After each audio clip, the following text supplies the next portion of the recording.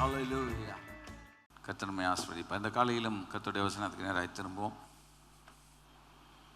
Mark சுவிசேஷம் 1 அதிகாரம் 15 வசனம் எல்லாம் எடுத்துக்கொள்ளுங்க. புதிய ஏற்பாட்டில் நான் எதுக்கு வர்றேன்னு உங்களுக்கு தெரியும், சொல்கிறேன். காலம் நிறைவேறிட்டு தேவனுடைய ராஜ்யம் சமீபமாயிற்று, மனம் திரும்பி சுவிசேஷத்தை விசுவாசியுங்கள் என்றார். திரும்ப வாசிப்போமா? காலம் நிறைவேறிட்டு தேவனுடைய ராஜ்யம் சமீபமாயிற்று, மனம் திரும்பி சுவிசேஷத்தை விசுவாசியுங்கள் என்றார். மார்க்கு சுவிசேஷத்தை கடந்த ஆண்டிலிருந்து கற்றுக் கொடுத்து கொண்டு வருகிறேன். ஒரு பைபிள் ஸ்டடி மாதிரி, எப்படி வேத வசனத்தை அடிப்படையாக கொண்டு ஜெபிக்கணுன்றது மாதிரி வேத வசனத்தை எப்படி கற்றுக்கொள்ள வேண்டும், ஒவ்வொரு வசனமாக how to learn each word, ஒவ்வொரு வார்த்தையும் நம்ம புரியணும், கற்றுக்கொள்ளணும். இன்றைக்கு நான் உங்களோடு கூட பேச போகிற பகுதி 26வது பாகம். ஸோ கிட்டத்தட்ட 25 மணி நேரம் இந்த 15 வசனத்துக்கு செலவழிச்சிருக்கிறேன். ஒரு மணி நேரமாயிலும் செலவழிக்கிறேன். மார்க்கு சுவிசேஷம் தான் எளிமையான புத்தகம். சுவிசேஷ நிலையிலே 2வது வந்தாலும் 1வது எழுதப்பட்ட சுவிசேஷம், த ஃபர்ஸ்ட் காஸ்பல். நிருபம் எழுதப்பட்ட பிறகுதான் சுவிசேஷங்களே எழுதப்பட்டது, மத்தேயு, மார்க்கு, லூக்கா, யோவானால். 1 தெசலோனிக்கேயர் தான் ஃபஸ்ட்டு எழுதப்பட்ட நிருபம். நிறைய சொல்லியிருக்கிறேன், யார் எழுதினா, எதுக்கு எழுதுனாங்க, எந்த சூழ்நிலை மேலே எழுதினாங்க. ஸோ அறிமுகத்துக்கே கிட்டத்தட்ட ஒரு 2 மணி நேரங்களுக்கு அதிகமாக செலவழித்திருக்கிறேன். கர்த்தருக்கு ஸ்தோத்திரம்.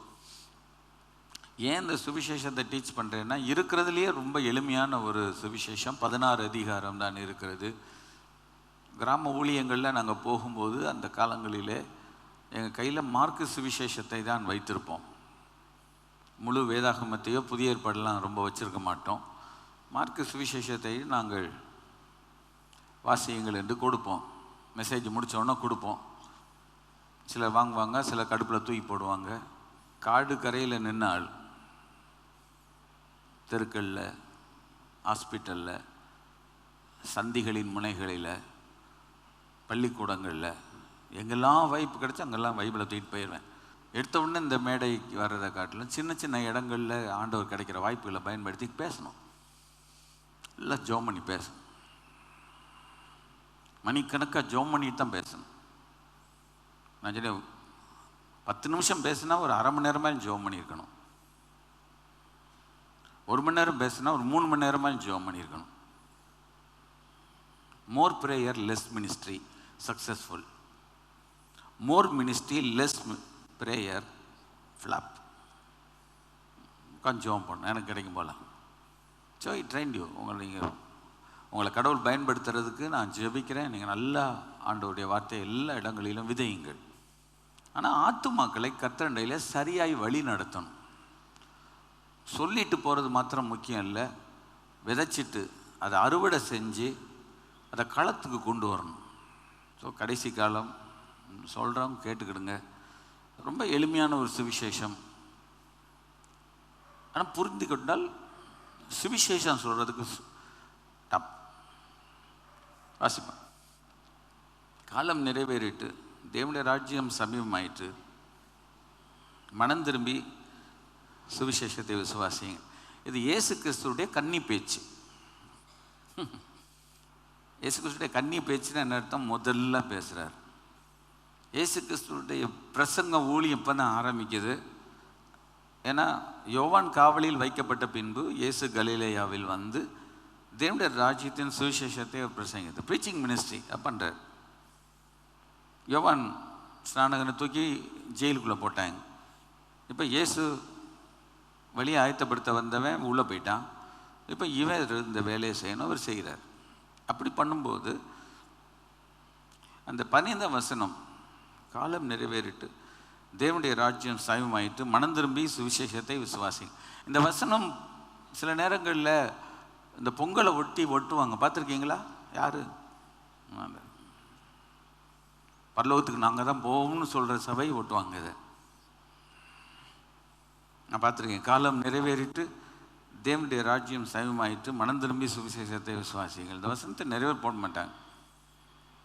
நான் பார்த்துருக்கேன், என்னால் நான் சொல்கிறேன்.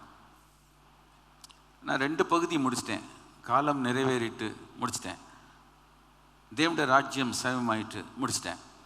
இன்றைக்கு பார்க்க போகிறது மனம் திரும்பி சுவிசேஷத்தை விசுவாசி. இந்த 3வது பகுதிக்குள் 3 பகுதி இருக்கிறது. இந்த 3வது பகுதிக்குள்ளாக 3வது பாயிண்ட்டுக்குள்ளேயே 3 பாயிண்ட் இருக்கு.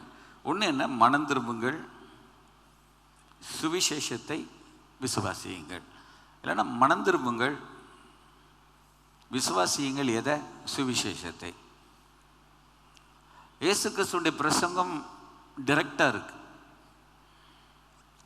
அது ஒன்றும் மழுப்பலை. காலம் நிறைவேறிட்டு தேவனுடைய ராஜ்யம் சமீபமாயிட்டு, ஏன்னா நான் வர வேண்டிய நேரம் வந்துட்டேன்.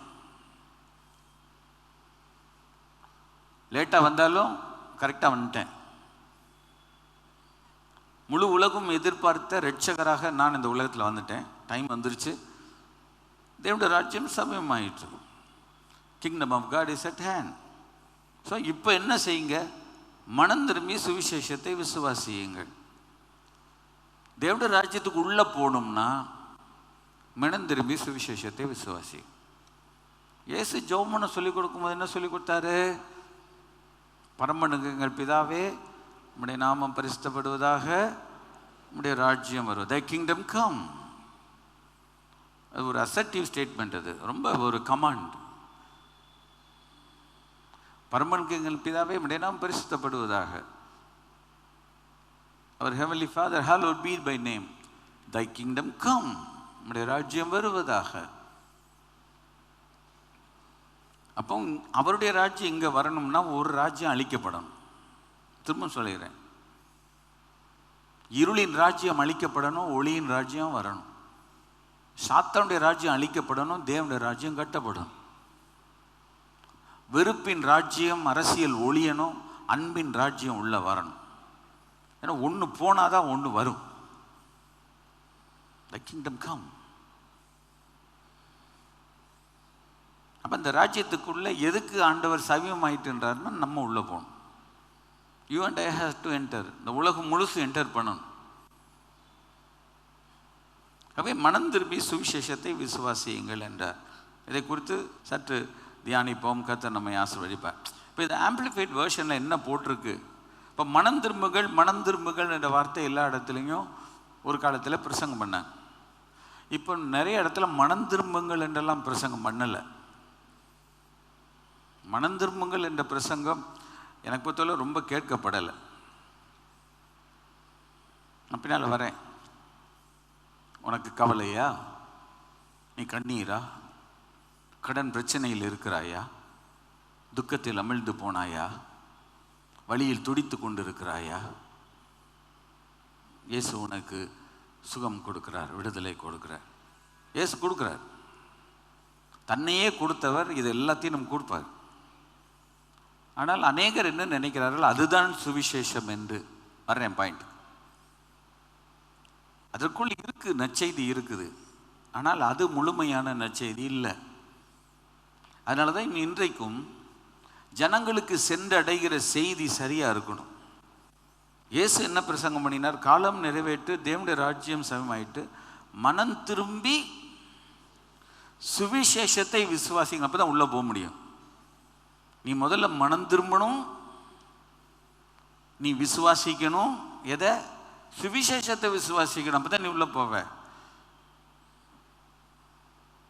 அது பின்னால் சொல்கிறேன் உங்களுக்கு. இப்போ முதலாவது பார்ப்போம். ஆண்டவர் சொன்னார் மனம் திரும்புகள். ஆங்கில வேதாகமத்தில் ரிப்பெண்ட் என்று போட்டிருக்கிறது. இந்த ரிப்பெண்ட்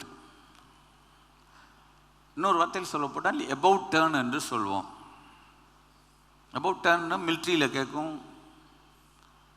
இந்த என்சிசியில் சொல்லுவாங்க அபவுட் டர்ன் அப்படின்வான். அப்படின்னா நம்ம போகிற திசைக்கு அப்படி ஆப்போசிட் சைடில் வரணும். அது ஒரு சின்ன விளக்கம். மனம் திரும்புகள் எல்லாம் ஆண்டவர் நீங்கள் போன திசையிலேருந்து வேறு பக்கம் வா அப்படின்னு அர்த்தம். நம்ம எதை நோக்கி போயிட்டுருக்குறோமோ, கிழக்க நோக்கி போனால் மேற்க நோக்கி வரணும், வடக்க நோக்கி போயிட்டு இருந்தால் தெற்க நோக்கி வரணும். அபவுட் டர்ன் என்றால் ஆஃப் டர்ன்லாம் கிடையாது. ஒரு காலத்தில் டேப் திறப்பாங்க, அந்த டேப் இப்படி சுற்றிக்கிட்டே இருக்கும். இப்போ என்ன இது வந்துருச்சு அப்படின்னா டேப்பில் ஹாஃப் டர்ன் சொல்கிறாங்க. இப்படி எல்லாம் இப்படி இது திருகி கடைசியில் அப்படி திருகி திருகி திருகி அப்படி ஒன்றுமெல்லாம் போயிடுது. அதனால் இப்போ நமக்கு பாருங்கள், மனுஷனுக்கு எவ்வளோ கஷ்டமே படக்கூடாது. நோவு கொஞ்சம் கூட உடம்பு அடிச்சிடக்கூடாது, திருகிறதுல பலன் போயிடக்கூடாது.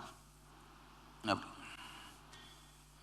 சுவிசேஷம் ஒன்றும் ஆண்டவர்கிட்ட திரும்புறது அப்படி கொஞ்சம் கொஞ்சமாக திரும்புகிறேன், முழுசாக திரும்பும். சரி, இப்போமே என்னடா இப்படி சொல்கிறார் பாஸ்டர், அப்படி தான் பைபிளில் போட்டிருக்கு, மனம் திரும்புங்கள். மனம் திரும்புங்கன்றதுல 5 காரியம் உள்ளே இருக்குது. வரிசையாக வாசிக்க. இதை ஒரு மொழிபெயர்ப்பு ஆம்பிளிஃபைட் வெர்ஷன் என்ற ஒரு வெர்ஷன் எடுத்திருக்கிறேன். முதலாவது என்ன அர்த்தம்னா, ரிப்பெண்ட் என்றால் about change your inner self. என்னது? திரும்ப சொல்லுங்க. Change your inner self. உள்ளான மனிதனில் ஒரு மாற்றம் வரணும். பரலோகராஜ்யத்துக்குள்ள போகணும்னா உள்ளுக்குள்ள மாற்றம் வரணும். கிறிஸ்தவ உலகம் எதை அதிகம் முக்கியத்துவம் கொடுக்குது பார்த்தீங்களா? திரும்ப சொல்கிறேன்னு நினைக்காதீங்க. ஒரு பைபிள் ஸ்டடி போல தான் நான் போவேன். வசனத்தை கற்றுக் கொடுக்கறது தான் என் பழக்கம், வழக்கம், என்னோட விருப்பம். வெளிப்புறத்துக்கு தான் முக்கியத்துவம் கொடுக்குறாங்க. நம்ம எல்லாருக்கும் தெரியும், இன்றைக்கு சர்ச்சஸில் எங்கே போய் நீங்கள் உட்கார்ந்தாலும், பெந்தேகோஸ்தே சபைகளில் போய் உட்கார்ந்தா அவங்களுடைய பிரசங்கம் முழுசும் கத்தியை தீட்டுறது எதுக்காகனா, ஹேர் ஸ்டைல் ஒழுங்காக இருக்கணும், முடி ஒழுங்காக வெட்டு. இப்போ அது நமக்கு பிரச்சனை இல்லை, இருக்குது, அது வேண்டாம். இப்போ அடுத்து எதை பார்ப்பாங்க? ட்ரெஸ் கூட மாற்றிடணும். எல்லாம் ஒயிட் போடணும், எல்லாம் ஒயிட் போடணும். போடுறவங்களுக்காக தோற்றுறோம், உங்களுக்கு வெளுத்து கொடுக்குறதுக்கு ஆள் இருக்காங்க, நல்லா பண்ணும். இப்போ எங்கள் அப்பா சொல்லுவார், வெள்ளை சேலையை கட்டிட்டு எப்படிம்மா கிச்சனுக்குள்ளே போய் வேலை பார்ப்பேன்னுவார். இப்போ எங்கள் அப்பா ரொம்ப ரொம்ப ஞானமாக, எங்கள் அப்பா உயர்த்தி பேசுகிறவங்கெல்லாம் அவர் சொல்கிற சத்தியத்தை புரியல. அவர் வெள்ளை சேலையை கட்டிட்டு கிச்சனுக்குள்ளே இருந்து வேலை பார்க்க சொல்லலை. அதே நேரத்தில் வெள்ளை சேலை கட்டினா தான் பரலோகத்துக்கு போவார்னு சொல்லலை. ஏன்னா நான் தான் கேள்வி கேட்பேனே. அவர் நிறைய கேள்வி கேட்டிருக்கேன். இந்த மாதிரி எல்லாம் பேசுகிறாங்களேப்பா, இந்த மாதிரிலாம் ரொம்ப ஹேர் கட்டில் பண்ணுறாங்க, ட்ரெஸ்ஸாக பண்ணுறாங்க, இது என்னதுன்னு சொன்னேன். இது ஆண்டவர் ஏற்றுக்கொள்வார்ன்னார்.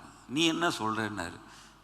நான் சொன்னேன், எனக்கு பொறுத்தவரை ஆண்டவர் தமிழ் கலாச்சாரத்தை ஒன்றில் தான் இந்த வேலையெல்லாம் பண்ணுறாங்க.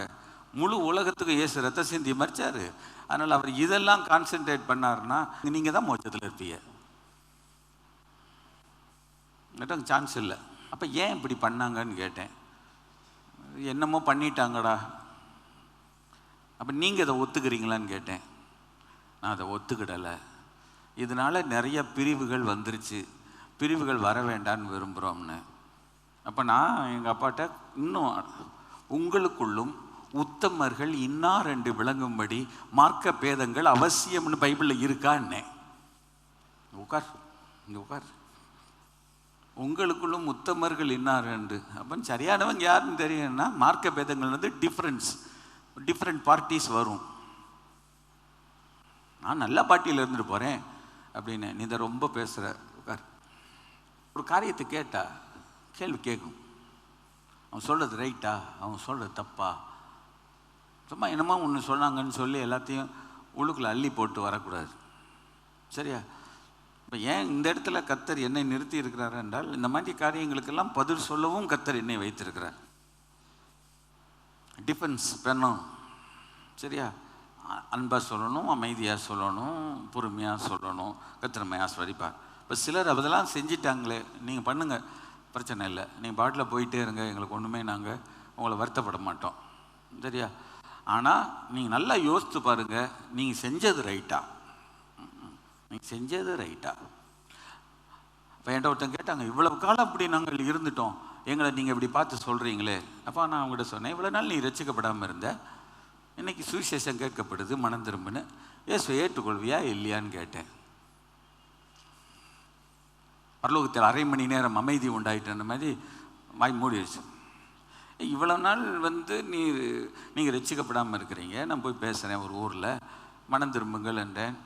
மனம் திரும்பணும்ல, நான் இது வரைக்கும் மனம் திரும்பலை. என்னைக்கு நான் மனம் திரும்ப மாட்டேன்னு சொல்கிறத மனம் திரும்பு தோற்றுறோம். நம்ம வாழ்க்கையில் ஏதாவது ஒரு தவறான ஒரு வழியில் போயிட்டோம்னா திருந்தணும். அதுதான் கர்த்தர் அழைத்து இருக்கிறார். கையில் ஊற்றி கர்த்தரை மகிமைப்படுத்தும். ஆமாம் அவங்களை கேட்டுக்கிறேன் நான். இப்போ எனக்கெல்லாம் என்கிட்ட இருக்கிற ஒரு குறையை நீங்கள் கன்வின்ஸ் பண்ணிங்கன்னா அது உண்மைனா நான் மாற்றிக்கிறேன். நானும் மாற்றுவேன், நீங்களும் மாற்றணும். ஹலோ, ஆமாம். கையில் வைத்து கர்த்தரை மகிமைப்படுத்த ஆண்டவர் தேவனுடைய ராஜ்யம் சமீபமாயிட்டு மனம் திரும்புங்கள் என்றார். இதுக்கு தான் இவ்வளோ தூரம் சொல்கிறீங்களான்னு. ஏன்னா கிறிஸ்தவம் மெயினாக கான்சன்ட்ரேட் பண்ணது வெளியில் செதுக்கிற வேலை. காலையில் எந்திரிச்சு சுத்தியில் வச்சு அடித்து அடித்து அடித்து அவங்கள பண்ணாங்க. இதுக்கு மேலே ஏற்கனவே சொன்னேன், போட்டுக்கிறது அது சரி வேண்டாம், நிறைய தடவை சொல்லிட்டேன். இதை தவிர வேறு பிரசங்கங்கள் மெயினாக இருக்காது. இப்படி பண்ணாதான் நீ மோட்சத்துக்கே போ. இயேசு கிறிஸ்து கலாச்சாரத்தையே தொடலை. கையில் வந்து கர்த்தரை மகிமைப்படுத்தும். உலக ரட்சகர். கல்ச்சரெல்லாம் அவர் தொட்டார்னா உலகத்தில் வித்தியாசமான கல்ச்சர்லாம் இருக்குது. அப்புறம் யூத கலாச்சாரத்தின்படி இயேசு கிறிஸ்து ஒருத்தர் தான் போக முடியும், அங்கி போட்டு, வேறு யாரும் போக முடியாது. Change your inner self. ஆண்டவர் மனம் திரும்புங்கள் என்று சொன்னாரே, உள்ளான நிலைமையில நான் மாறி இருக்கேனா? கேளு, உள்ளான நிலைமையில நான் மாறி இருக்கேனா? சரி, இன்னும் கொஞ்சம் அடுத்த ஸ்டெப்புக்கு வருவோம். Change your old way of thinking. நம்ம பழைய காலத்தில் எந்த மாதிரி நினச்சிக்கிட்டு இருந்தோமோ, change your old way of thinking. மனம் திரும்புகள்னா ஆண்டவர் என்ன சொல்றாருன்னா, உன்னுடைய பழைய காலத்தில் நீ நிறைத்த நினைவுகளை எல்லாம் மாற்றிக்கொள். 2 கொரிந்தியர் 5:17 சொல்லுகிறது, ஒருவன் கிறிஸ்துவுக்குள் இருந்தால் புது சிருஷ்டியாக இருக்கிறான், பழையவைகள் ஒளிந்து போயின, எல்லாம் புதிதாயின. திரும்ப வாசிங்க. ஒருவன் கிறிஸ்துவுக்குள் இருந்தால் புது சிருஷ்டியாக இருக்கிறான், பழையவைகள் ஒளிந்து போயின, எல்லாம் புதிதான. Complete new. அப்போ மனம் திரும்புங்கள் என்று சொல்லும்போது ஒரு தேவனுடைய பிள்ளை மனம் திரும்பினான்னா என்ன அர்த்தம்னா, முந்தி மாதிரி நினைக்கக்கூடாது. இயேசு கிறிஸ்துவுக்குள்ளே நம்ம வர்றதுக்கு முன்பாக நம்முடைய எண்ணங்கள் எப்படி இருந்துச்சு, நம்ம சிந்தைகள் எப்படி இருந்துச்சு சொல்லுங்கள், நம்முடைய செயல்பாடுகள் எப்படி இருந்தது. நம்ம முழுசும் மாம்சமாக இருந்தோம். வேதம் சொல்லுகிறது மாம்ச சிந்தை மரணம். நமக்குள்ள ஆவியின் சிந்தை தேவை. அப்போ மாம்ச சிந்தை கிறிஸ்துவுக்குள்ள நல்லா யோசிச்சு பாருங்க. நம்ம வர்றதுக்கு முன்பாக நம்மளுடைய முழு வாழ்க்கை எப்படி இருந்துச்சுன்னா, உலக பிரகாரமான மனுஷன் எப்படி திங்க் பண்ணுவானோ அப்படி திங்க் பண்ணோம். இன்றைக்கும் உலக பிரகாரமாய் ஒரு தேவனுடைய பிள்ளை சிந்திச்சுக்கிட்டே இருந்தான்னா அவன் மனம் திரும்பி இருக்கிறானான்னு எனக்கு சந்தேகம். இந்த உலகத்துக்குள்ளே தான் இருக்கிறோம். ஆனால் நம்ம பழைய மனிதனை போல உலக வழக்கத்தின்படி நம்முடைய திங்கிங் இருக்கக்கூடாது. ஃபஸ்ட்டு உதாரணம் சொல்லுங்களேன், 1 2. இப்போ பாருங்களேன், இந்த உலகத்தில் உள்ள மனுஷனுக்கு எது முக்கியம்? உலக மனுஷனுக்கு பணம் முக்கியம். இதுக்கு பணம் எல்லாவற்றுக்கும் உதவும். ஆனால் வேதம் என்ன சொல்லுகிறது? பண ஆசை, பணம் தேவை, அது யாரும் இல்லைன்னு மறுக்கல. ஆனால் மணி மைண்டடாக ஒருத்தர் இருக்கிறாங்க அப்படின்னா அவங்க ரட்சிக்கப்பட்டிருக்காங்கன்னு சொல்லவே முடியாது. எதையுமே மணி மைண்டடாக ஒருத்தர் திங்க் பண்ணுறாங்கன்னா சுத்தப்பட மாட்டாங்க. கோச்சிக்கிடாதீங்க. நான் தொழிலுக்காக ஜெபம் பண்ணுறேன், வியாபாரம் பண்ணுறவங்களுக்காக ஜெபம் பண்ணுறேன். வியாபாரம் பண்ணுறவங்க எதில் கவனமாக இருப்பாங்க? பண்ணவருமே சொன்னேன், எனக்கு கட்டும் கட்டாதுன்னு லாபம். அவங்க இவ்வளோ பணம் போட்டு முதல் பண்ணாங்கன்னா லாபம். அவங்க மைண்டு லாபத்தில் தான் இருக்கு தான் செய்யும். ஆனால் கிறிஸ்தவ ராஜ்யத்தில் லாபம் சம்பாதிக்கிறதுக்கா ஊழியம்? நான் மறுபடியும் சொல்லியிருக்கேன், கிறிஸ்தவ ஊழியத்துக்குள்ள இந்த பணம் சம்பாதிக்கணும்னு நினைக்கிறவங்க உள்ள நுழைஞ்சாங்கன்னா ஊழியத்துக்கு அவ்வளோதான், கதம் அவ்வளோதான், முடிஞ்சிருச்சுன்னு அர்த்தம். ஏன்னா அவங்க திங்கிங் பூரா இதனால லாபம் இருக்கா? ஸோ அவங்க என்ன செய்வாங்கன்னா, ஊழியத்துக்கு தலைமையானவரை தங்களுடைய லாபத்துக்கு ஏற்ற மாதிரி இந்த மினிஸ்ட்ரியமாக்க அட்வைஸ் பண்ணிகிட்டே இருப்பாங்க. அவங்க அட்வைஸ் படி கேட்டாங்கன்னா முடிஞ்சு. அன்றைக்கி ஒருத்தர் சொன்னார், இதை செய்யுங்க 3 கோடி ரூபா தர்றேன்னு சொன்னார். ஆனால் கடவுள்கிட்ட நான் ஜெபம் பண்ணேன். அவர் வருத்தம், 3 கோடி ரூபா எனக்கு வேண்டாம், இது ஊழியம். நான் யோசித்தேன், அப்போ இவங்க இந்த 3 கோடி ரூபா இன்னைக்கு கொடுத்துட்டு நாளைக்கு இதை 10 கோடியை சம்பாதிக்கிறதுக்கு ஐடியா கொடுப்பாங்க. நம்ம அதை செய்யணும். அதை செய்யலைன்னா அவங்க சொல்லுவாங்க, நான் அன்னைக்கு கொடுத்தேனேன்னு சொல்லி காட்டுவாங்க. வேண்டாம், கர்த்தரின் ஊழியத்தின் தேவையை சந்திக்கட்டும். புரியுதா? அப்போ ஊழியத்தினுடைய தேவைகள் எது ஆனாலும் ஆண்டவர் சொல்.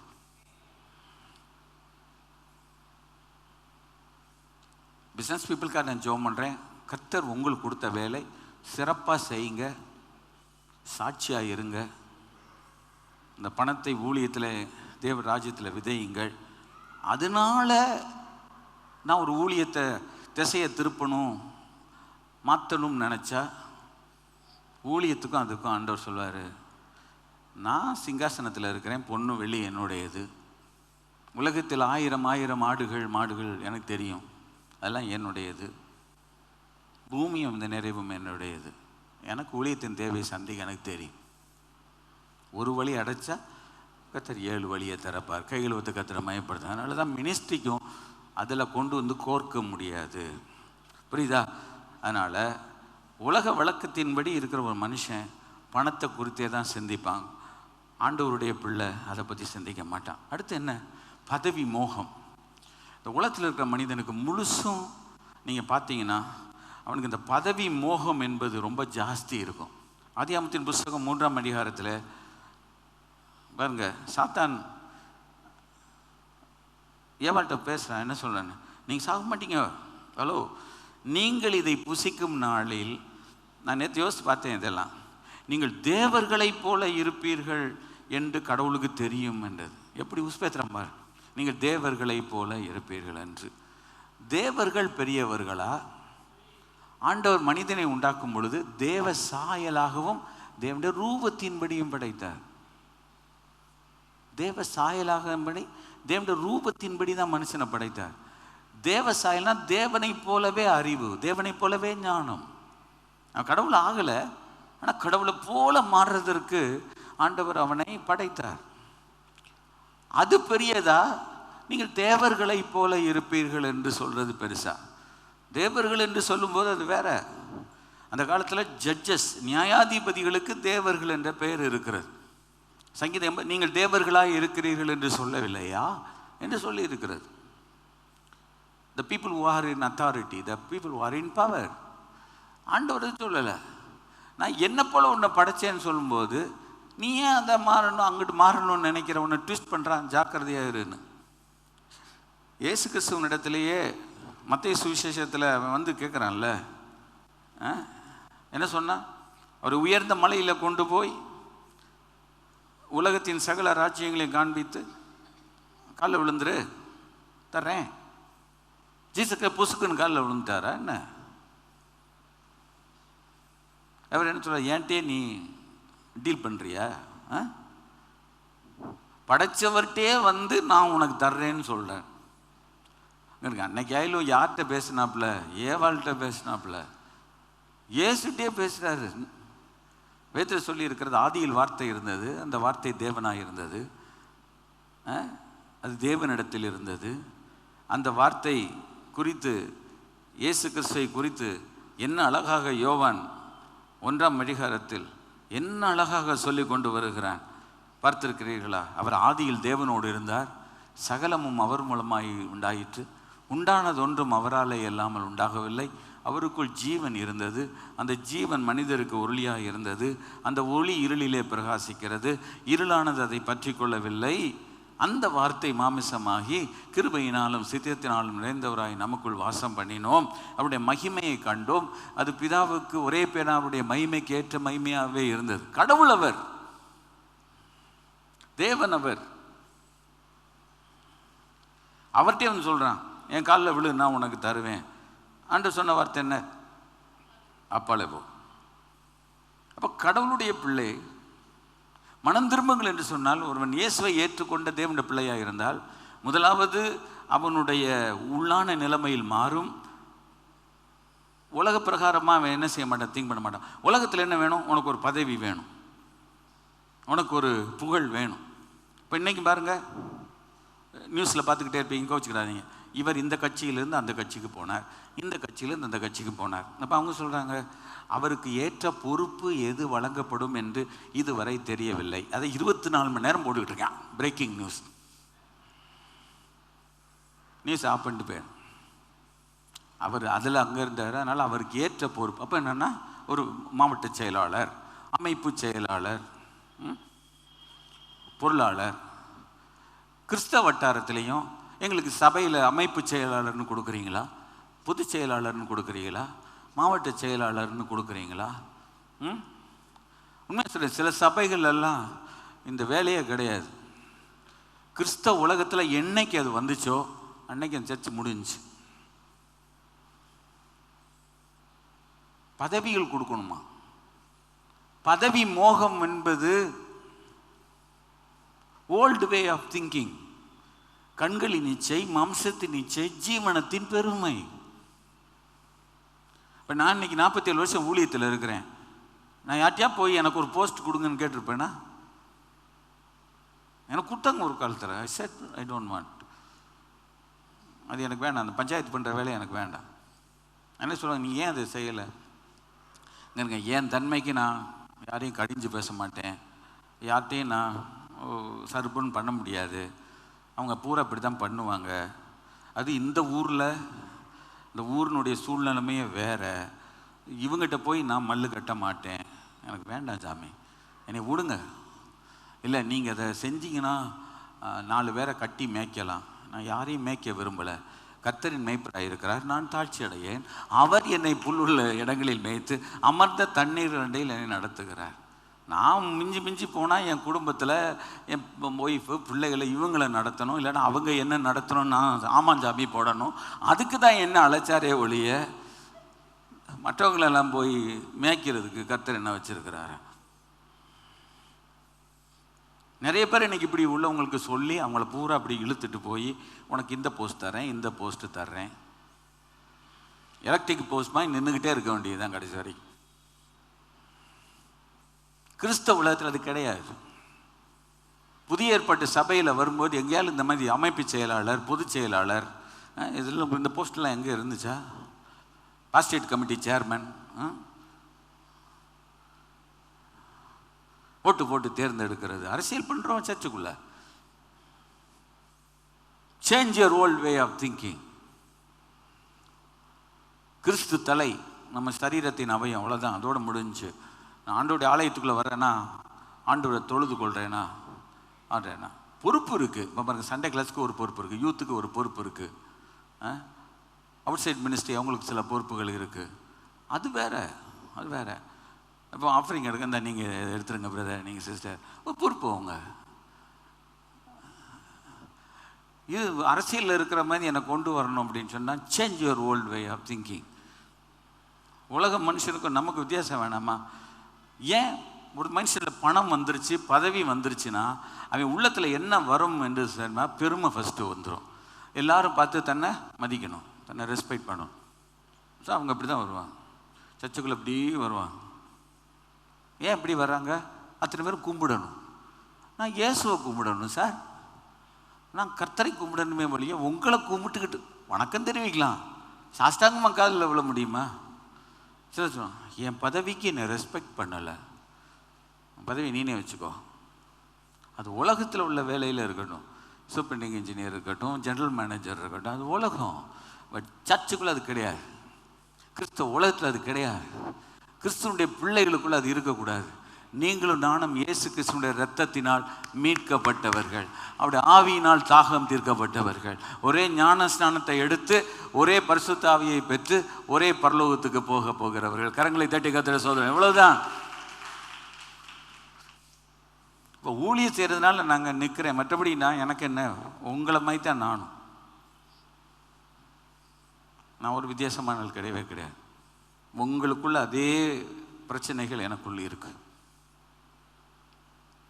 நம்ம அப்படி இருந்தால இயேசுவின் பிள்ளை, அப்படி இருந்தால ரட்சிக்கப்பட்ட கர்த்தருடைய பிள்ளை. ரட்சிக்கப்பட்ட உடனே என்ன இருக்கு? உள் மாற்றம், உள்ளான மாற்றம், என்னுடைய சிந்தையிலே ஒரு மாற்றம். இந்த காலை வேளையில் ஆண்டவரத்தில் கேட்ப, கர்த்தாவே என்னை மாற்றும். நான் மாதிரி பழைய மனுஷனாக நான் இருந்தேனே, நான் மாற்றிருங்க ஆண்டவரே. அந்த திங்கிங்லாம் எனக்குள்ளே இருந்தால் எனக்கெல்லாம் வேண்டாம்.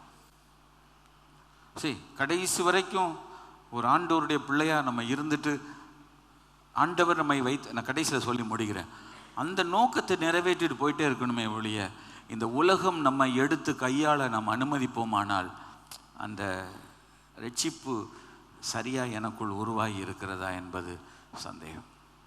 ஒரு பள்ளிக்கூடம் இருக்கட்டும், ஒரு தலைமை ஆசிரியர், அது வேற. பட் கிறிஸ்தவ உலகத்தில் நான் அந்த போஸ்ட்டு இந்த போஸ்ட்டு, ஸோ அவங்க வரும்போது அவங்களுக்காக மரியாதையை பார்க்கணும். கதவை திறந்து விட ஒரு ஆள், பையை தூக்குறதுக்கு ஒரு ஆள், இதெல்லாம் வேண்டாம். இயேசுவின் பிள்ளைக்கு அதுக்கு சம்மந்தமே கிடையாது. 3வது, ரிக்ரெட் ஆஃப் யுவர் பாஸ்ட் சின். மனம் திரும்புங்கள் என்னும்போது கடந்த கால பாவத்தை ஒரு மனிதன் என்ன செய்ய வேண்டும்? மெய் மனஸ்தாபப்பட்டிருக்கணும். சங்கீதம் 51:1 சொல்லுங்க, நான் பாவத்தில் கற்பந்தரித்தேன், என் தாய் என்னை பாவத்தில் கற்பந்தரித்தாள். 51 சங்கீதம், பாவ சங்கீர்த்தனம். தாவீது கடவுள்கிட்ட தப்பு செஞ்சுட்டு ஆண்டவர்கிட்ட அழுதானா இல்லையா? கதர்னாடா இல்லையா? சுத்த இருதயத்தை என்னிலே சிருஷ்டியும், நிலைவரமான ஆவியை என்னிலே புதுப்பியும் சொன்னானா சொல்லலையா? நான் சந்தோஷமும் மகிழ்ச்சியும் கேட்கும்படி செய்யும் சொன்னானா? நீர் என்னை ஈசோப்பினால் சுத்திகரியும், அப்பொழுது நான் சுத்தமாவேன். என்னை கழுவியலும், அப்பொழுது நான் உறைந்த மலையிலும் வெண்மையாவேன் சொன்னானா சொல்லலையா? ஆண்டவரே, என் பாவங்களை பாராதபடி உமது முகத்தை மறைத்து என் அக்கிரமங்களை எல்லாம் நீக்கிவிடும். உம்முடைய சமூகத்தை விட்டு என்னை தள்ளாமலும் உம்முடைய பரிசுத்த ஆவியை என்னை விட்டு எடுத்துக்கொள்ளாமலும் இரும். ரட்சிப்பின் சந்தோஷத்தை திரும்ப எனக்கு தந்து உற்சாகமாகி. இந்த உலகத்தில் யாரும் யோக்கியர் இல்லை, எல்லாரும் ஏதோ ஒரு இடத்துல தவறி இருக்கிறவர்கள் இருக்கிறோம். ஆனால் நம்ம ஆண்டவர் இடத்துல வரும்போது தவறு, என்னை ஆண்டவரே மாற்றும், என்னை திருத்தும். நம்ம ஆண்டவர்கிட்ட கேட்கணும்ல, மனம் வருத்தம் இருக்கணும். நம்ம செய்த தவறுகளுக்கு ஆண்டவரிடத்தில் மன்னிப்பு கேட்கணும். லூக்கா சுவிசேஷம் 15ஆம் அதிகாரத்தில் இந்த இளைய குமாரன் என்ன பண்ணிட்டான்? சொத்தை பிரிச்சுட்டு போயிட்டான். வேகமாக சொல்கிறேன். ஆனால் ஒரு நேரம் அவனுக்கு என்ன கிடைக்கல? ஒன்றும் கிடைக்கல. பன்றி சாப்பிட்ற தவிட்டுனால தன் வயிற்றை நிரப்ப ஆசையாக இருந்தான். சில அதோட முடிச்சிருவாங்க. இல்லை, ஒருவனும் அதை அவனுக்கு கொடுக்கல, தவிடு கூட கிடைக்கல. சரிங்க, இயேசு கிறிஸ்துவனுடைய ஐக்கியத்துக்குள்ள, இயேசு கிறிஸ்துவனுடைய அன்பு கட்டுப்பாட்டுக்குள்ள ஒரு குடும்பமாக இருந்து பிச்சுக்கிட்டு போனால் கடைசியில் தவிடு கூட கிடைக்காது. பண்ணிக்கு போகிற தவிடு கூட கிடைக்காது. நான் நிறைய பேர்ட்ட கேட்கணும்னு நினைப்பேன், என்ன உனக்கு வந்துச்சு? நல்லது, உங்கள் அப்பா நல்லவர் தானே, உங்கள் அப்பா 2 பிள்ளை தானே, சொத்தை பிரித்து கொடுத்தா உனக்கு பாதி உனக்கு பையன் கொடுக்க போகிறாரு, ஏன் உனக்கு இப்போவுமே ஆசை? எங்கே போயிட்டான்? அப்பாவை விட்டு தூர தேசத்துக்கு போயிட்டான். இப்போ மயிலும் செல்லில் தொடர்பு கொள்ளலாம். அப்போ ஒரு கழுதியும் கிடையாது. சொத்தை வாங்கி எதுக்கு இப்போ உனக்கு சொத்து? இப்போ உனக்கு என்ன? காலையில் 2 இட்லி வேணும், 4 இட்லி வேணும், தோசை வேணும், இவ்வளோ தானே? மத்தியானம் 1 கப்பு சோறு தயிர், இவ்வளோ தானே வேணும் உனக்கு? சொத்தை எழுதி கொடுன்னு என்ன கேட்குற? ஏன்னா அவன் நண்பர்கள் அவங்களோட சேர்ந்து துன்மார்க்கமாக ஜீவனம் பண்ணணும். என்ன செய்யணும்? குடிக்கணும். குடியை கெடுக்கும், குடிப்பழக்கம் உடல் நலத்தை கெடுக்கும், எழுதி போட்டிருக்கான். எத்தனை பேர் அதை நம்புகிறாங்க? சிகரெட்டு டப்பாவில் smoking is injurious to health இருக்குன்னு போட்டிருக்கு. டாக்டர் தானே போட்டிருக்காரு. சிலர் சொல்லுவாங்க, சொன்னா தானே. நான் சொல்ல டெய்லி உனக்கு சொல்லணுமாக்கும், சாப்பிடுன்னு நான் இன்னைக்கு அவனுக்கு சொல்லியிருக்கேன்னா, தட்டை முழுங்கிருவிய, தட்டையே முழுங்குறிய நீ, உனக்கு சாப்பிடுன்னா சொல்லணும் உனக்கு. இதை நீங்கள் சொல்லியிருக்கணும், நீங்கள் சொல்லியிருக்கணும். இயேசு யூதாஸ் காரியத்துக்கு எத்தனை தடவை சொன்னார்? அவன் திமிர் பிடிச்ச ராஸ்கல் அவன். இயேசு கிறிஸ்து ஸ்மோக்கிங் இஸ் இன்ஜூரியஸ் டு ஹெல்த்னு டப்பால போட்டிருக்கு. Do you believe a doctor? Do you believe in a doctor statement? Yes, I believe. எல்லாரும் நான் நம்புனா நம்பு, குடியை கெடுக்கும், உடல் பழக்கம் உடல் நலக்கத்தை கெடுக்கணும். ஒன்றும் கெடுக்காது, உன் குடும்பத்தை தெருவில் கொண்டு போய் விட்டுற போதே. எத்தனை குடும்பம் தெருவுக்கு வந்திருக்கு, எத்தனை பேருடைய லைஃப் போயிடுச்சு, போகுது. எதுக்கு? தேவையா?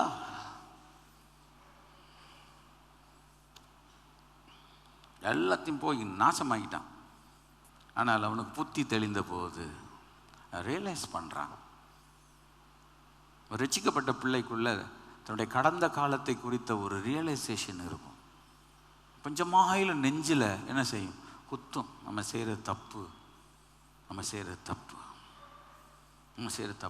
உண்மையாக சொல்கிறேன், அந்த செல்ஃப் ரியலைசேஷன் ஒருத்தருக்குள்ள வரலன்னா வர முடியாது. நம்ம என்னத்துக்கு ஜெபம் பண்ணணும்? அவங்கள கண்டம் பண்ணக்கூடாது. நாங்கள் பேசுகிறோம், அது வேற. ஆனால் கண்டம் பண்ணக்கூடாது. கடவுளாக அவங்களுக்கு ஒரு நல்ல புத்தி தரணும். தன் பாவங்களை மறைக்கிறவன் அவையில் அறிக்கை செய்து விட்டு விடுகிறவனோ.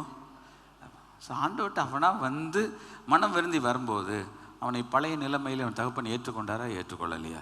ஏற்றுக்கொண்டார். ஸோ ரட்சிக்கப்பட்ட கர்த்தருடைய பிள்ளைக்குள்ள உள்ளான மாற்றம் வரணும். பழசு மாதிரி திங்க் பண்ண முடியாது. திரும்ப சொல்கிறேன், நீங்கள் ஒன்றை மனசில் வச்சுக்கிடணும். ஆண்டவருடைய பிள்ளைகள் எல்லா சபைக்கு போகுது. பழைய மனிதனை போல ஒரு மனிதன் வாழ்ந்து கொண்டு அவன் கிறிஸ்தவன் என்று சொன்னால் இயேசு கிறிஸ்து ஒரு நாள் ஏற்றுக்கொள்ள மாட்டார். நானும் ஏற்றுக்கிட முடியாது. 4வது, live your life that proves repentance. மறந்திரும்பின வாழ்க்கைக்கு ஒரு சாட்சி வேணும். இதெல்லாம் அந்த வார்த்தை ரிப்பென்ட்ன்றதுக்கு எத்தனை வார்த்தைகள் பிராக்கெட்டுக்குள்ளே இருக்குது. அதனால தான் நான் அதை சொல்லுகிறேன். ரைட்டா? ரிப்பென்ட்னா change your heart, change your inner self, change your old way of thinking, regret your past sins, live your life in a way that proves repentance. ஒரு சாட்சி உள்ள ஒரு வாழ்க்கை வேணும். 2-3 வார்த்தை நான் சொல்லிட்டு முடிக்கிறேன். பாருங்க, நம்முடைய லைஃப் நிச்சயமாக மாறணும். ஒரு சாட்சி வேணும். நம்மளை பற்றி அக்கம் பக்கத்தில் உள்ளவங்க சாட்சி கொடுக்கணும். இயேசுடைய பிள்ளை. என்னை பார்த்துருக்காங்க. நான் நரிமேட்டில் எவ்வளோ ஜாலியாக தெருவில் நின்று சூப்பர் கமெண்ட் அடிப்பேன். அமெரிக்கன் கல்லூரியில் அந்த அந்த அந்த போதி ஞானம் தரும் மரத்துக்கிட்ட உட்காந்து விளக்க உரைகளை எடுத்து கொண்டிருப்பேன். அவ்வளோ பேர் உட்காந்துருப்பான். பின்னி கூப்பிடுவேன், பேசிட்டோம் அப்படின்னு. நான் 77 இயேசுவை ஏற்றுக்கொண்டேன். திருச்சிக்கு போனேன், பிஹெச்எல்ல வேலை பார்த்தேன், வேலையை ரிசைன் பண்ணேன், வந்துட்டேன். மினிஸ்ட்ரிக்கு போகணுன்னு வந்துட்டேன். என் தெருவில் நான் நடந்து போகிறேன். என்ன பசங்க பார்த்தாங்க, பின்னி இங்கே வா. ஆனால் ஹாக்கியோட மட்டையோடு இருப்பேன். இங்கே வா. என்னடா நல்லா இருந்தியே, இப்படி தான் சொன்னேன் கையை விரிச்சுக்கிட்டு. நல்லா இருந்தியே. உடனே நான் இப்படி நல்லா தானே சட்டை போட்டிருக்கேன், நான் நல்லா தானே இருக்கேன். நான் இப்படி ஆகிட்டு நீ எப்படி இருந்த? கலகலன்னு இருப்ப, ஒன்றும் இல்லையே, சாமியார் மாதிரி ஆகிட்டியே. இல்லை, நான்லாம் சாமியாராக இருக்கு ரொம்ப காலம் இருக்குது. ஆயிடுவேன்னே ஆயிட்டேன். கர்த்தருக்கு ஸ்தோத்திரம் உண்டாவதா. அதனால் எதுக்கு சொல்ல வரேன்னா, என்னை பார்த்து இப்படி ஆகிட்டேன்றான். இப்படி ஆகிட்டேன். நான் எப்படி நல்லா தான் இருந்தேன். என் தெருவில் அப்படி தான் எல்லா இடத்துலையும் என்னை பார்த்தவங்கெல்லாம் நல்லா இருந்தா பென்னி, இப்படி ஆகிட்டான். இயேசு என்னை மாற்றினார். அதுக்கப்புறம் அவங்களோட உட்காந்து கதை அடிக்கலை, அவங்களோட உட்காந்து கிண்டல் பண்ணலை. ஆண்டோடைய பிள்ளைகளோட உட்காந்து சந்தோஷமாக இருக்கேன். கையில் ஒத்துக்க ஆண்டோடைய பிள்ளைகளோட உட்காந்து தெரிஞ்சுக்கிட்டு இருக்கிறேன். இந்த சொன்னாங்களே, ஏசாமி எனக்கு பக்கத்தில் ஒரு சீட் போட்டு கொடுத்துருப்பாரு. எப்பவும் அவருக்கு போர் அடிச்சிச்சுன்னா நீ வாடா, நீ 2 வார்த்தை பேசுன்னு. கர்த்தருடைய பரிசுநாமத்துக்கு மகிமை உண்டாவதா. சந்தோஷமாக இருக்கணும். சந்தோஷமாக இருங்கள், சந்தோஷமாக இருங்க. உலக மனிதனோட கூட கூத்தடிக்கிறதுக்காக கர்த்தர் நம்மளை அழைத்தார். உலகத்தோட கூத்தடிக்கிற மனுஷனுக்கு இயேசு பற்றி சொல்லியிருக்கலாமே கொஞ்ச நேரம். நமக்கு எத்தனை நண்பர்கள் இருக்கிறாங்க, எத்தனை ஃப்ரெண்ட்ஸ் இருக்காங்க. நான் இந்த வாரத்திலலாம் நிறைய நேரங்களில் வீட்டில் சென்று கண்ணீர் வடித்தது உண்டு. எவ்வளவு நண்பர்கள் இருக்கிறார்கள், எத்தனை பேர் இருக்கிறார். இயேசுவை பற்றி அவரிடத்தில் ஒரு வார்த்தை சொன்னார்களோ, சொன்னால் எல்லாம் கேட்டு விடுவார்கள் என்று இல்லை, ஆனால் என்றைக்காயிலும் உள்ளத்தில் உரைக்குமே. நான் இயேசுவுக்காக வாழ்ந்தேன் என்று சொல்ல முடியுமா என்ன? ஜீவிக்கிறார், இயேசு ஜீவிக்கிறார். என் உள்ளத்தில் அவர் ஜீவிக்கிறார். துன்பத்தில் என்னல் துணை அவரே, என்றென்றும் ஜீவிக்கிறார். அவர் சொல்ல செங்கடல் இரண்டாய் நின்றது. அவர் தொட குஷ்டரோகி சுத்தமாகினார். இயேசு எனக்குள்ள ஜீவிக்கிறார் என்பதை நான் எந்த நிலைமையில நான் காட்டியிருக்கிறேன். என் பாவங்களை மன்னித்தாரே, என் சாபங்களை நீக்கினாரே, என் ரோகங்களை போக்கினாரே, என் உள்ளத்தில் சந்தோஷம் சமாதானத்தை தந்தாரே, என் வாழ்க்கையை மாற்றினாரே. சவுல் சபைக்கு விரோதமாக எல்லாரையும் போய் பிடிச்சி அரெஸ்ட் பண்ணி அவ்வளோத்தையும் தூக்கி வேறு ஜெயிலில் கொண்டு போட்டான். ஆனால் தமஸ்கு ரோட்டில் இயேசு அவனை சந்தித்தார். இயேசுவுக்கு விரோதமாய் போனவன், இயேசுவோட பெயரை தரித்திருக்கிறவர்கள் அடித்து துன்பப்படுத்தி சிறையிலே போடுவதற்கு தஸ்தாவேஜுகளை வாங்கி கொண்டு துணிந்து போனவன், தமஸ்கு ரோட்டில் கர்த்தர் அவனை கிராஸ் பண்ணாரா இல்லையா? அதுக்கு பிறகு அவன் பவுலாக மாறினான். அவனுடைய வாழ்க்கை முற்றிலும் மாறுபட்டது. பிலிப்பியர் சொல்ல, கிறிஸ்து எனக்கு ஜீவன், சாவு எனக்கு ஆதாயம். பிலிப்பியர் 4ஆம் அதிகாரத்தில் சொல்லுகிறார், நான் எதற்காக பிடிக்கப்பட்டேனோ அதை பிடித்து கொள்ளும்படி ஆசையாய் தொடர்கிறேன். எனக்கு லாபமாய் இருந்தவை இலவைகளோ அதை கிறிஸ்துவுக்கு என்று நஷ்டம் என்று எண்ணுகிறேன், குப்பையாய் நான் எண்ணுகிறேன். நான் அடைந்தாயிற்று முற்றும் தேறினவனானேன் என்று சொல்லாதபடிக்கு நான் எதற்காக அடைக்கப்பட்டேனோ அதை ஆசையாய் பின்பற்றும்படி தொடர்கிறேன். அப்போ நடபடிகளில் ஆண்டவர் எனக்கு தந்த அந்த ஊழியத்தை நிறைவேற்றும்படி நான் பிரயாசப்படுகிறேன். ஆகவே ஒவ்வொருவரையும் பார்த்து உன் ஊழியத்தை நிறைவேற்று, உன் ஊழியத்தை நிறைவேற்று என்று சொன்னார். அதல்லவா வாழ்க்கை. ஆரம்பத்தில் சவுலை பார்த்தவங்க பயந்தாங்க, அவனை சேர்த்து கொள்றதுக்கு பயந்தாங்க. ஆனால் அவன் கிறிஸ்துவே மெய்யான தெய்வம் என்று அவன் பிரசங்கித்ததை பார்த்தவுடன் ஆஹா மாறிட்டான்டா.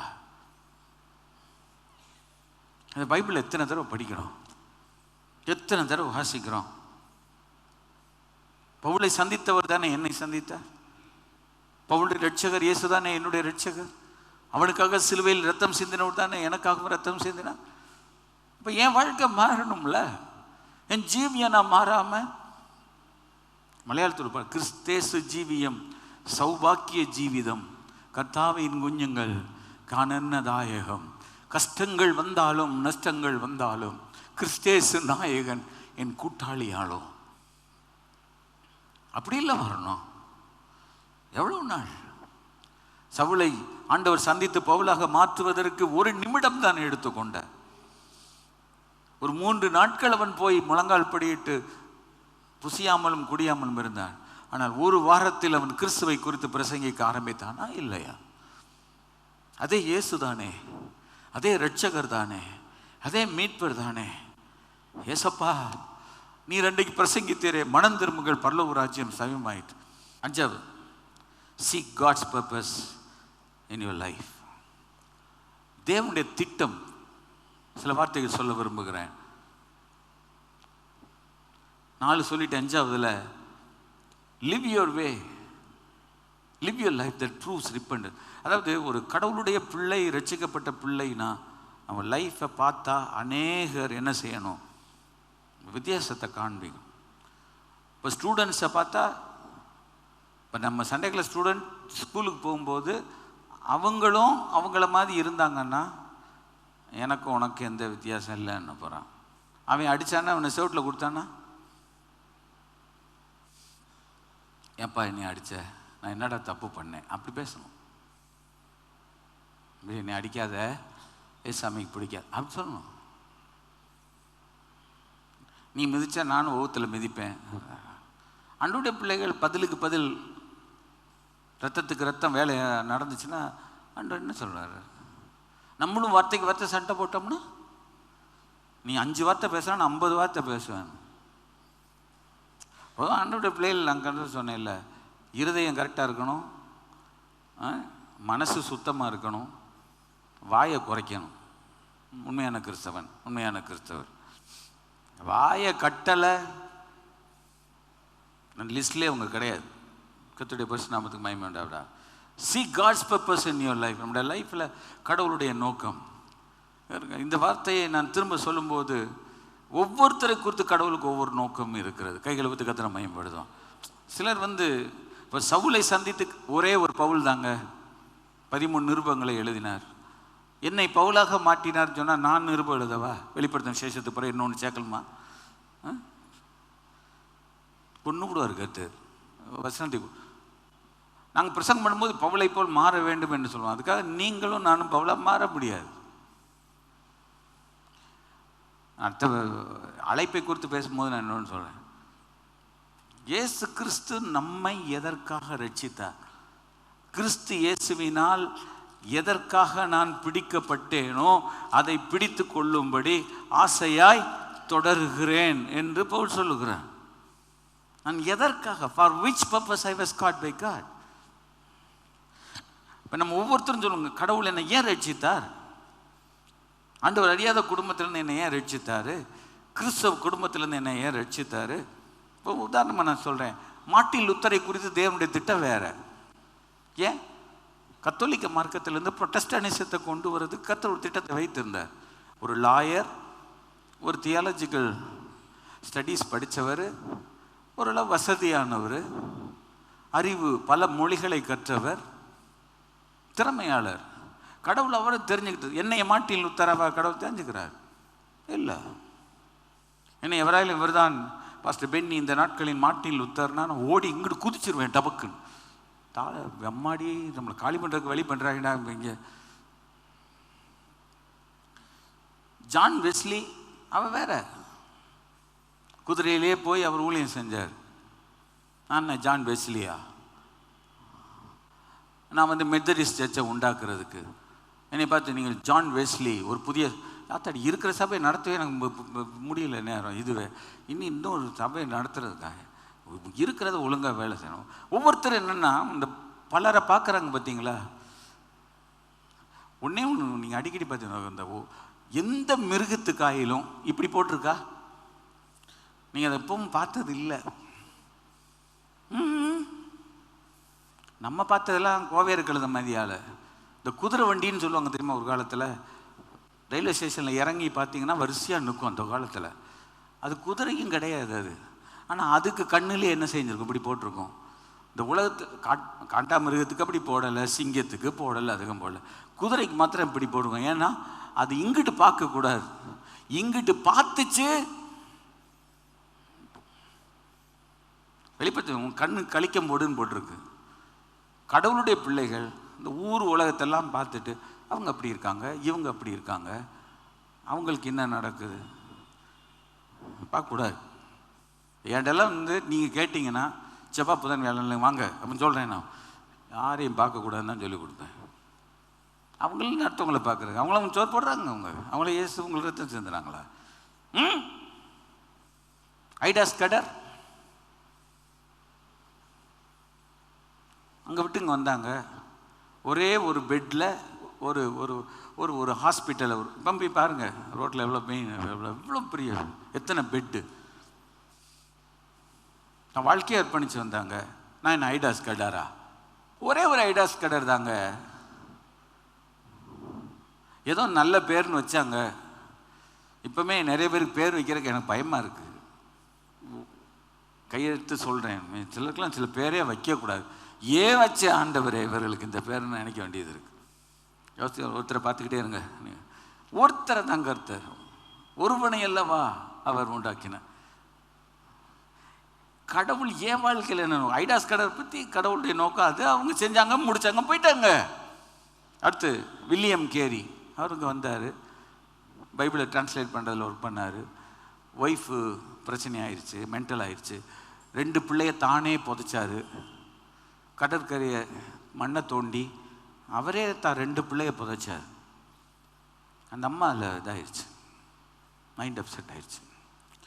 உடனே வில்லியம் கேரி போல் எல்லோரும் மாறணும். நான் ஆயிடுவீங்களா நீங்கள்? அதெல்லாம் நான் முடியாது. நம்மை கடவுள் என்னை அழைத்தார், அதுக்கு தான். இப்போ பெண்ணியை எதுக்கு கடவுள் அழைச்சார்? அதுதான், இதை தவிர வேறு வேலையே கிடையாது. இப்போ இந்த இடத்துல வந்திருக்க உங்களோட பேர், உங்களை கடவுள் எதுக்கு அழைச்சார்? நான் எதற்காக பிடிக்கப்பட்டேனோ? ஆண்டவர்கிட்ட போய் ஜெபம் பண்ணியிருக்கீங்களா? டைம் ஆகுது. என்னைக்காவது ஆண்டவரே என்னை எதுக்காக நீர் அழைச்சி, என்னை எதுக்காக தெரிஞ்சுக்கிட்டு. நீங்கள் ஆண்டவர்கிட்ட வேற எந்த கேள்வி கேட்காதீங்க. என்ன எதுக்காக அழைச்சி. See God's purpose. அதுதான் உண்மையான மனம் திரும்புதல். 5 விஷயம். Change your inner self, change your old way of thinking, regret of our past sins, live your life in a way that proves repentance, see God's purpose.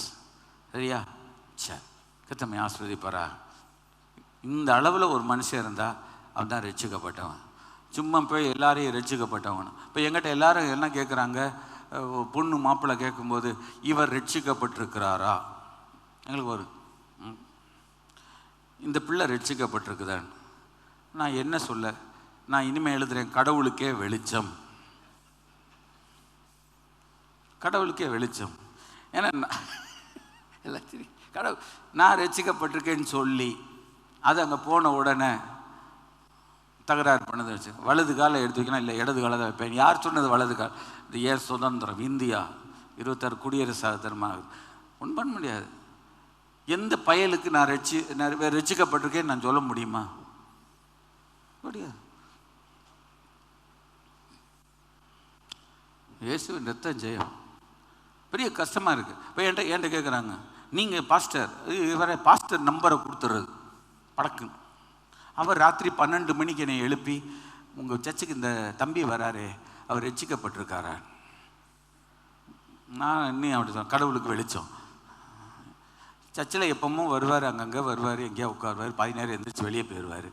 எனக்கு தெரியாது, எனக்கு அவருக்கு சம்மந்தமே இல்லை. நான் என்ன சொல்லணும், ரொம்ப நெருங்கி பழகிருந்தால் சொல்லலாம். ஆனால் ரட்சிக்கப்பட்டிருக்கிற இந்த 5 குவாலிட்டி இருக்கணுமே. அதனால் இந்த காலத்தில் ரொம்ப கவனமாக இருக்கணும். நான் ஒரு நாள் இந்த கல்யாணம் பண்ணுறவங்கிட்டலாம் கேட்டு ஒரு பேப்பரில் கையெழுத்து வாங்கினேன். சில அப்படியே சர்ன்னு கோவம்.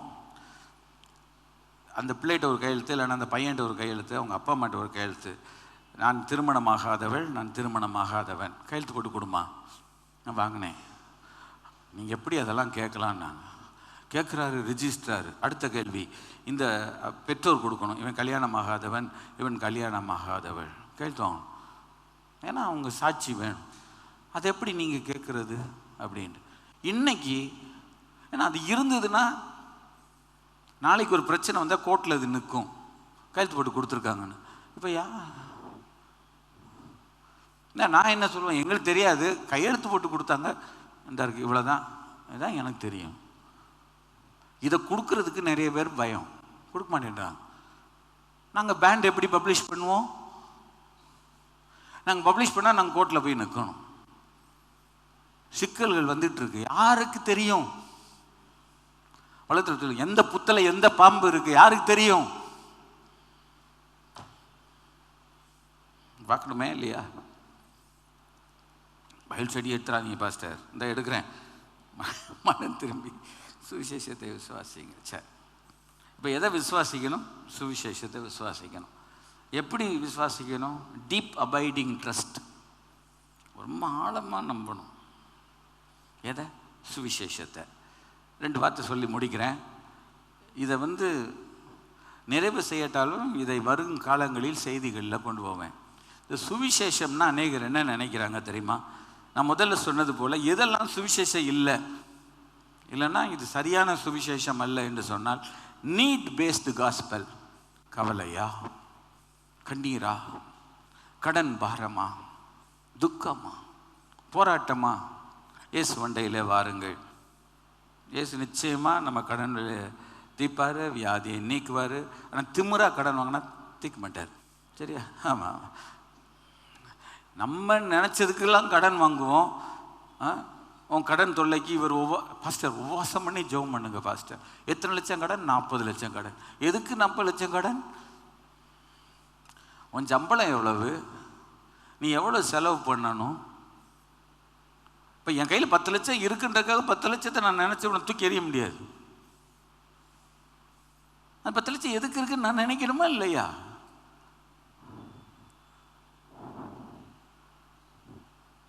நம்ம பெலனுக்கு மிஞ்சி கடன் வாங்கிட்டு இயேசு கிறிஸ்து என்ன கையை விட்டுட்டாரு. என்ன கையை விட்டாரு? நீ எது கடன் வாங்கின? வருமானத்துக்கு மிஞ்சி நீ ஏன் செலவு பண்ணன்னு கர்த்தர் கேட்பாரா? கேட்க மாட்டாரா? கேட்பார். சரி, அந்த காலத்தில் 3 காரியத்துக்கு கடன் வாங்கலாம். ஒன்று என்னது? கடன் வாங்கி கல்யாணத்துக்கு சந்த காசு இருக்காது, வாங்குவோம். அடுத்து வீடு கட்டுறதுக்கு கடன், ஒரு இடம் வாங்குறதுக்கு மொத்தமாக பணம் போட முடியாது. இப்போ ரோட்லேயே போட்டு இந்த கார் வாங்கிக்கிடுங்க, உங்களுக்கு நாங்கள் நீங்கள் டியூ அப்புறம் இந்த இந்த இந்த கொண்டு போங்க, பாஸ்டர் சர்ச்சுக்கு முன்னாலே போட்டு இந்தங்க எடுத்துகிட்டு போங்கன்னு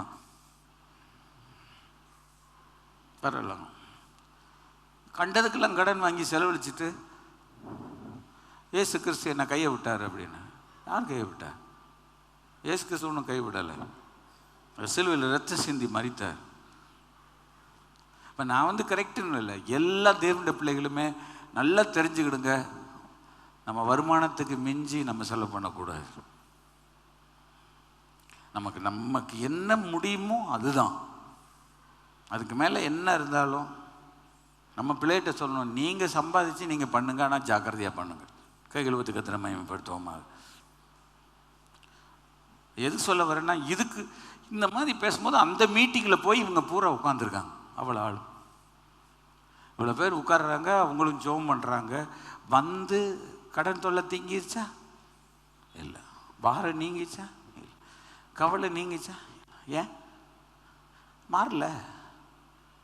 நீ சுவிசேஷம் என்ன கேட்ட? நான் திரும்ப வாசிக்கிறேன். கிறிஸ்துவின் சுவிசேஷம் அது என்ன? எவைகள் முழுமையான சுவிசேஷம் அல்ல. அடிப்படையை கொண்டு இந்த நாட்களிலே சுவிசேஷங்களை பல வருடங்கள் அறிவித்து விட்டோம். Let us stop it today. நிறுத்திடுவோம் அதை. இந்த இடத்துல என் வியாதியை ஒருத்தர் குணமாக்கினார், கர்த்தர் குணமாக்கினார். ஆனால் அது சுவிசேஷம் அல்ல. என் நோய்களை குணமாக்கினார், அது அவர் செய்த கிருபை. ஆனால் அது சுவிசேஷம் அல்ல. அவர் சிலுவையிலே பாடுபட்டு பாவத்துக்காக மாத்திரமல்ல, வியாதிக்காக அவர் தழும்பு ஏற்றார். Right right. ஆனால் அது முழுமையான சுவிசேஷம் அல்ல. சுவிசேஷம் என்றால் 2 வசனத்தை வாசிக்கிறேன், நீங்கள் வீட்டில் போய் தியானிங்க. இந்த செய்தி இதோடு நான் முடிச்சிருவேன். நான் அடுத்தது அழைப்புக்குள்ளே போகிறேன். ஆனால் ஒரு காலத்தில் இதை உங்களுக்கு விளக்கி சொல்வேன். ரோமர்கள் நிருபம் 1ஆம் அதிகாரம் 16, 17ஆம் வசனம். சரியா? இதுதான் மிக முக்கியமான ஒரு காரியம். எது சுவிசேஷம் என்ற ஒரு அறிவு ஜனங்களுக்குள்ளே வரணும். அந்த சுவிசேஷம் எப்படி வெளிப்பட்டிருக்கிறது என்பதை ஒரு தேவனுடைய பிள்ளை சரியாய் அறிந்திருக்க வேண்டும். ரோமருக்கு நிருபம் 1ஆம் அதிகாரம் 16, 17 வசனங்களை வாசித்து ஜெபம் செய்வோம். வாசிக்கிறேன். கிறிஸ்துவின் சுவிசேஷத்தை குறித்து நான் வெட்கப்படேன். பின்னி அதை நிறையா சொல்லிகிட்டே வர்றார். அவர் இன்னும் சொல்வார், நம்புகிறேன்.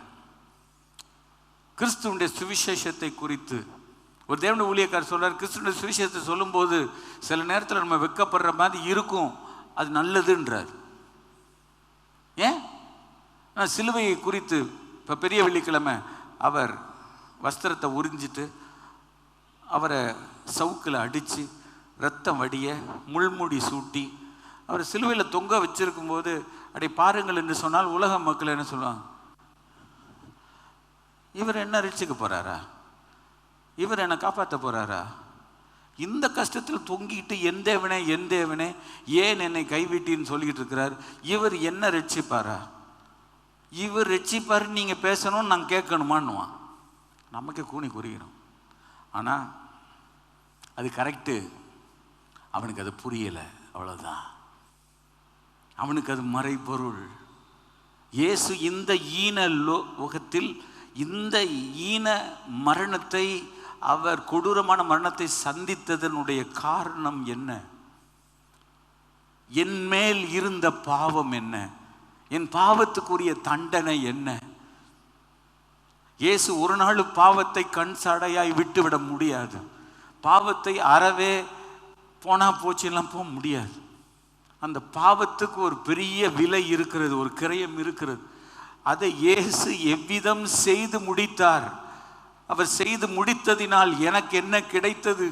பிதாவாகிய தேவன் அவர் மேல் வைத்த அந்த தேவ நீதியை என் மேல் வைத்து என்னை அவரோடு ஏற்றுக்கொண்டபடியினால் நான் இன்றைக்கு அவருடைய சமூகத்துக்கு தைரியமாய் நான் வருகிறேன். இல்லைன்னா நான் நிச்சயமாக ஒரு நாள் ஒரு பக்கத்தில் வர முடியாது. 10 கட்டளைகளோ 10 கற்பனைகளோ நியாயப்பிரமாணமோ என்னை ரட்சிக்காது. அது என்னை எவ்வளவு பெரிய பாவி என்பதை காண்பித்து கொடுத்ததே ஒழிய அதிலிருந்து வெளிவரக்கூடிய சக்தியை எனக்கு தரவில்லை.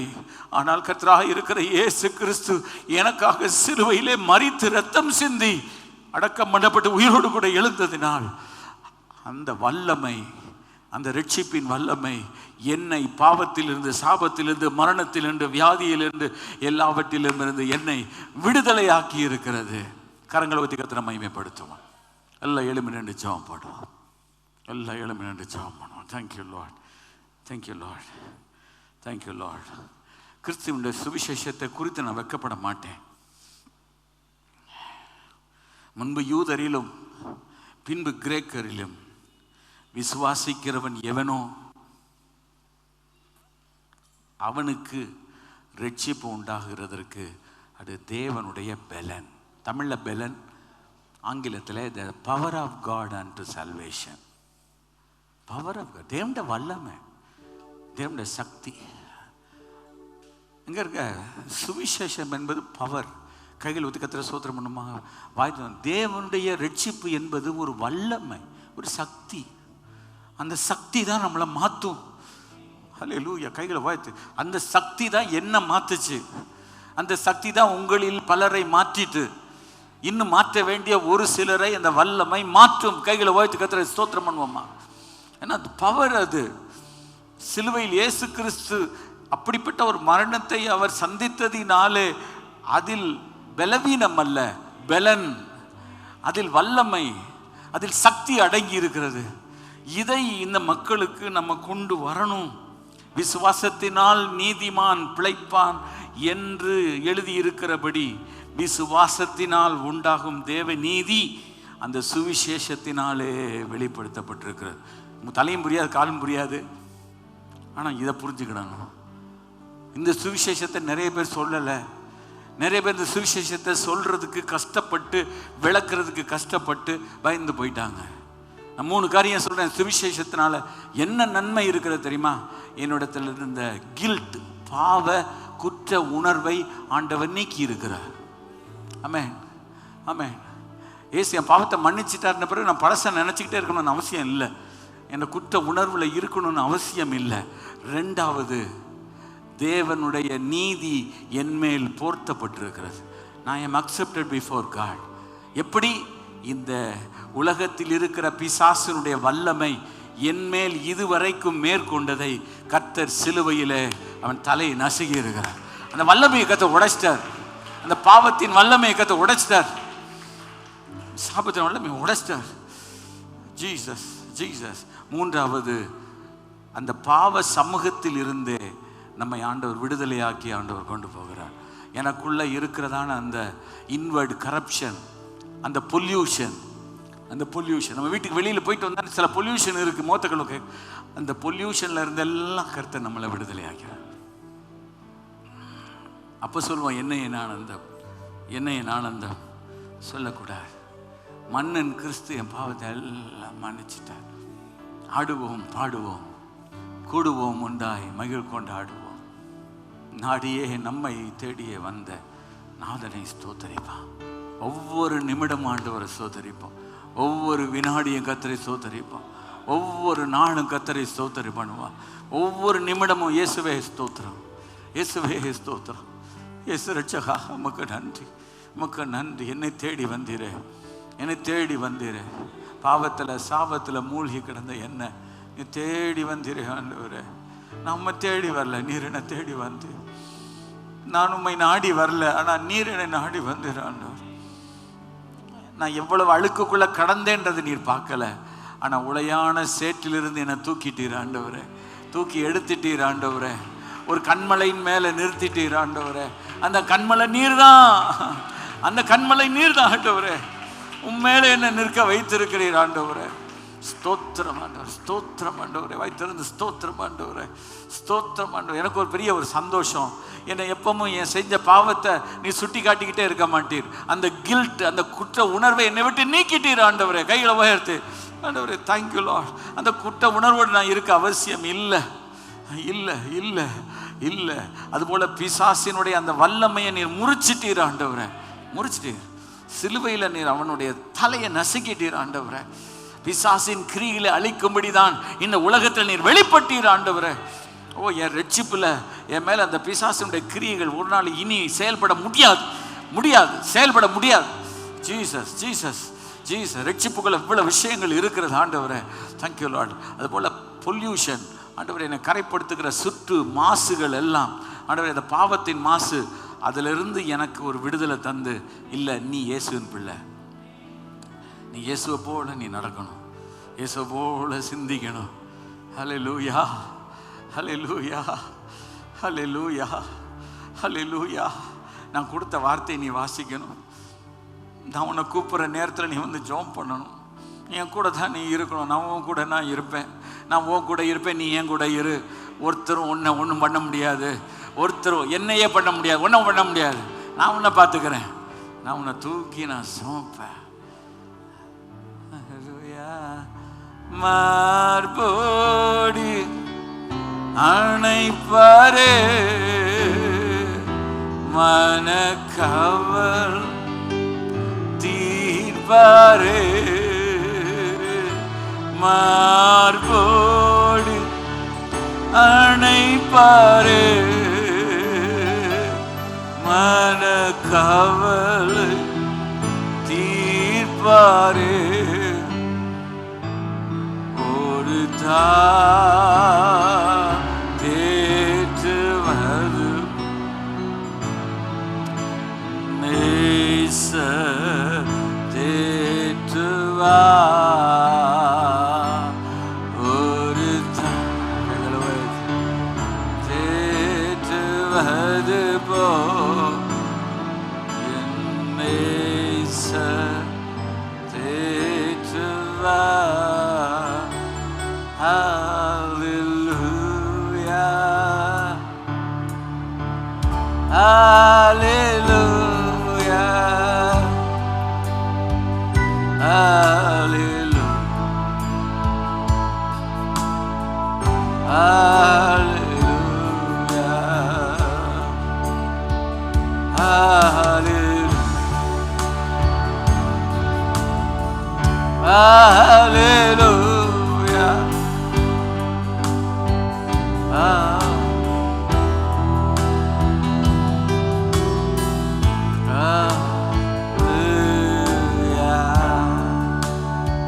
மனம் திரும்பி சுவிசேஷத்தை விசுவாசிங்க. இந்த சுவிசேஷத்தை பத்தி ஒரு பெரிய ரகசியம் அது. The gospel is a mystery. அதை புரிஞ்சுக்கிட்டாதான், அதாவது தேவையினுடைய அடிப்படையில் சொல்லி இயேசுவை அறிமுகப்படுத்தலாம், அது தப்புன்னு சொல்லலை, செய்யலாம். ஆனால் அவனுடைய பாவம் சரியாக மன்னிக்கப்பட்டுச்சா, அந்த வாழ்க்கை மாறிச்சா நம்ம சொல்லவே முடியாது. பரலோகத்துக்கு போகிறதுக்கு வியாதி சுகமாகிறதுனாலையோ நம்முடைய பண கஷ்டம் தீர்றதுனாலையோ போக முடியாது. உதாரணம் சொல்லி முடிக்கிறேன். அமெரிக்காவுக்கு போங்க, அவருக்கு என்ன குறை இருக்குது? நீங்கள் அவர்கிட்ட போய் உனக்கு பணம் தேவையான்னு என்கிட்ட நிறையா இருக்குது, உனக்கு வேணுமா? அவனுக்கு எப்படி இயேசு சொல்ல முடியும்? எனக்கு இயேசு தேவையில்லைன்னுவா. உனக்கு வசதியான கார் இல்லையா, வீடு இல்லையா, இயேசு வண்டையில் வான்னு பட, நானே வச்சுருக்கேன், 2 வீடு வச்சுருக்கேன், வா இந்த உனக்கு ஒரு வீடு தரேன்மா. அவனுக்கு எப்படி இயேசு? அவன் பாவின்னு எப்போ ரியலைஸ் பண்ணுவான்? பாவின்னு ரியலைஸ் பண்ணால் தானே அவனுக்கு ஒரு ரட்சகர் தேவை. அந்த ரட்சகர் இயேசு நம்ம சொல்லணுமா இல்லையா? ஸோ உலகத்தில் உலக மனிதர்கள் இல்லை, இயேசு உலக ரட்சகர். கைகளை உலகத்துக்கு அவர் ரட்சகர், எல்லா நாடுகளுக்கும் அவர் ரட்சகர். நம்ம இந்தியாவில் சின்ன சின்ன கிராமத்தில் போய் பசி பட்டின்னு சொல்லி காரியம் சாதிச்சிடலாம், அங்கெல்லாம் சமாளிக்க முடியாது. நான் சொல்கிறேன், ட்ரம்ப்புக்கு இயேசு தேவை. கைகள் வந்து கத்துற அவர் சொல்லுவார், நான் எனக்கு என்ன, நான் கிரீன்ல அந்த பிடிப்பேன்றாரு, என்ன நம்ம பண்ணுவேன்னாரு. அவர்கிட்ட போய் கேட்டால் உங்களுக்கு என்ன இல்லைன்னா எல்லாமே இருக்குது, A1 ஃப்ளைட் 2 இருக்குன்னு, பிஸ்னஸ் அவ்வளோ வச்சுருக்கேன்னாரு. அவர் ரட்சிக்கப்படணுமா இல்லையா? புட்டின் ரட்சிக்கப்படணுமா இல்லையா? சீன அதிபர் ஜிபின் சிங் ரட்சிக்கப்படணுமா இல்லையா? அவன் பதவி இருக்கு, வசதி இருக்கு, ஆனால் இயேசு இல்லை.